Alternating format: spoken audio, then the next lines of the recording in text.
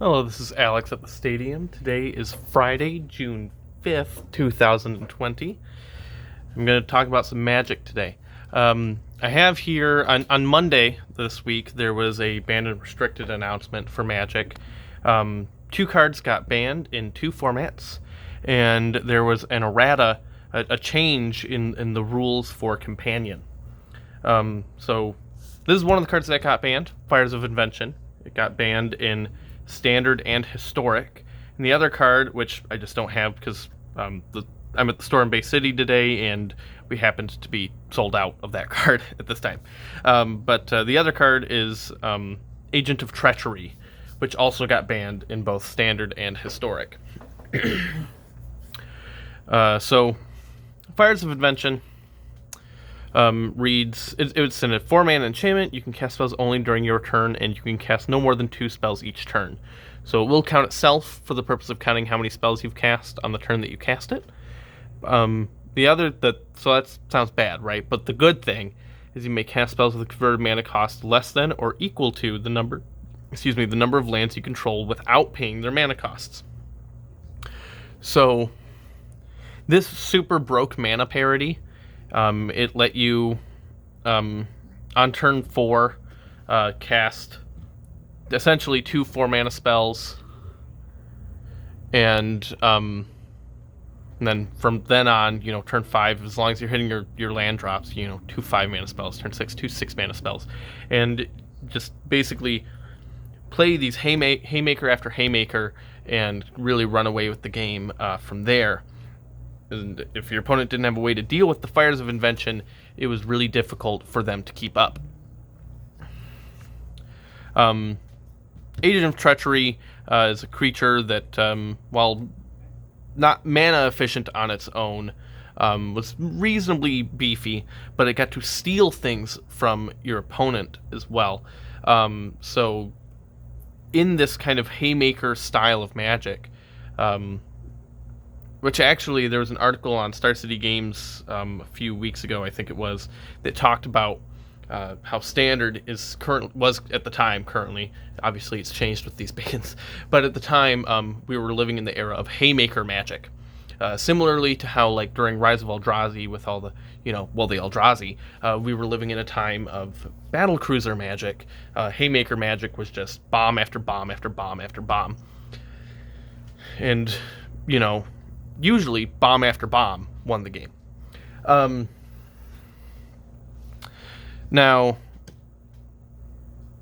Agent of Treachery got to, in addition to being a beefy creature, got to steal the haymaker of an opponent, and a lot of matches became a lot about either breaking mana parity with Fires of Invention to do this more bomb after bomb after bomb after bomb, or Agent of Treachery, where you kind of counter that by going, okay, you play bomb, I play bomb, steal your bomb. Now I'm ahead on bombs. And it was this kind of really weird dynamic. But those are both gone now.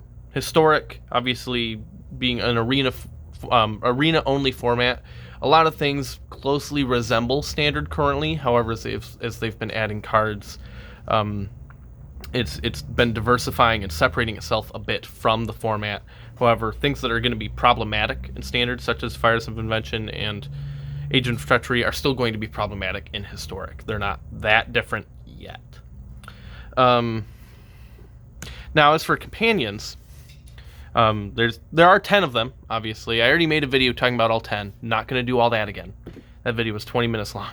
But the change that they made was to make it so that instead of being able to cast the card from outside the game, so typically from your sideboard, you could pay 3 generic mana to add it to your hand from outside the game. So it still has the deck building restrictions. It still has the card advantage, hand advantage aspect of it, but you do have to sink some resources into being able to utilize it, which I actually quite like that change. I've been talking to a lot of people about it since that announcement on Monday, and opinions have been ranging. There's been a wide spectrum of opinions, anywhere from wow, they're totally unplayable now, to who cares? And it does make them a lot more niche, which I think is what they were supposed to be to begin with. There are a couple of them, obviously, easier restrictions that technically almost any deck could do. Urian, outside of Commander, any deck can just increase their deck size and still be doing more or less what they're doing. Obviously, Lurrus, a bit more narrow with the 2-mana permanent thing. But the reason I have these two is to talk about, because these were largely in Modern, for example, and some other turn formats like Legacy. I mean, there was some fringe other stuff, but these were the two most played in Modern. And I still think they are playable in Modern. Urian still gets to do its thing, and because of the nature of a lot of the Urian decks being these kind of like grindy value engine decks, you saw a lot of like Bant Urian control, things like that. You weren't looking to necessarily have the big impact of your companion super early in the game. I mean, it's a 5-mana spell in what's generally considered nowadays to be a turn 3 or 4 format. But so Urian, you're usually fine with the idea of spending the mana. Oh, I forgot to mention, the spending mana to add it to your hand can only be done at sorcery speed. So during your own main phase, when there's nothing on the stack. But they're usually fine with waiting until they have more mana and just having some extra mana that they can add this Urian to their hand while holding up mana for other spells to interact. And you still get the benefit out of Urian. I think that Urian is still very good, especially in the decks that are really grindy and controlling. Lurrus is a bit trickier because a lot of the Lurrus decks are looking to be, by design of the card, very low to the ground. But there's one.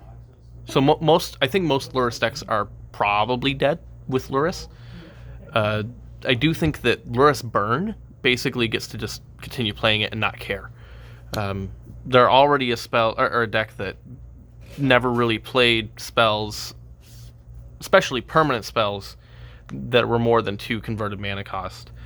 The big options that you can look at is like whether it's more traditional burn with like Goblin Guides and Lava Spikes and all this other stuff, versus Mono Red Prowess, because Prowess is probably gonna abandon Lurrus and go back to playing Bedlam Reveler and some of these other kind of delve spells. Or, well, not necessarily delve. Bedlam Reveler doesn't have delve, but its mana cost is reduced from cards in your graveyard. But I do think that regular traditional burn is totally fine to keep playing Lurrus. They can keep playing their Monastery Swift Spears, they can keep playing their Goblin Guides and stuff like that from their graveyard. Even being able to do something like play a Grim Lavamancer from the graveyard that had been killed in like a control matchup allows you to just keep grinding and grinding and grinding, whereas maybe a Goblin Guide gets stonewalled by going back to the idea of me thinking that Urian is still going to get stonewalled by Urian, right? And all sorts of other things that can pop up in lots of matchups where you get to a point where a 2/2 isn't effective. So I do think that the companion change is a great change. I think that this is probably what it should have been from the start. It makes me optimistic that Wizards learned their lesson from this mechanic, but they also were very clear in the announcement post that it's very dangerous to errata entire mechanics and add rules to a mechanic that are not present on any of the physical cards. And that, they do not intend on ever doing this ever again, but who's to say that they won't do it again when the time is actually appropriate for it. I do think that this time was appropriate for it, and like I said, I can't say it enough times. I think it was a great change, and especially for some of the weird commander deck kind of things that you were able to do with companions, there's minimal change to there at all. Commander's, generally speaking, a big mana format. I'm not going to say that 3 mana is totally insignificant, but if you're really looking for that big game swinging effect that some of these commander decks with companions can be built around, then you're probably fine with paying 3 mana. I mean, it's just like casting a Grim Tutor or any other 3 mana spell to find this creature that you would have in your deck, which you do a lot of in Commander. There's a lot of tutors, and this feels very similar to that, and I think that's fine considering the deck building restrictions.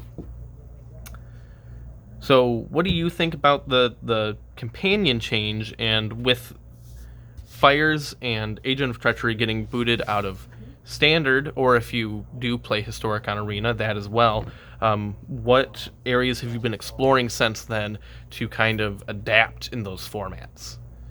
That's me for today. Hope you have a great rest of your day, and I will talk to you tomorrow.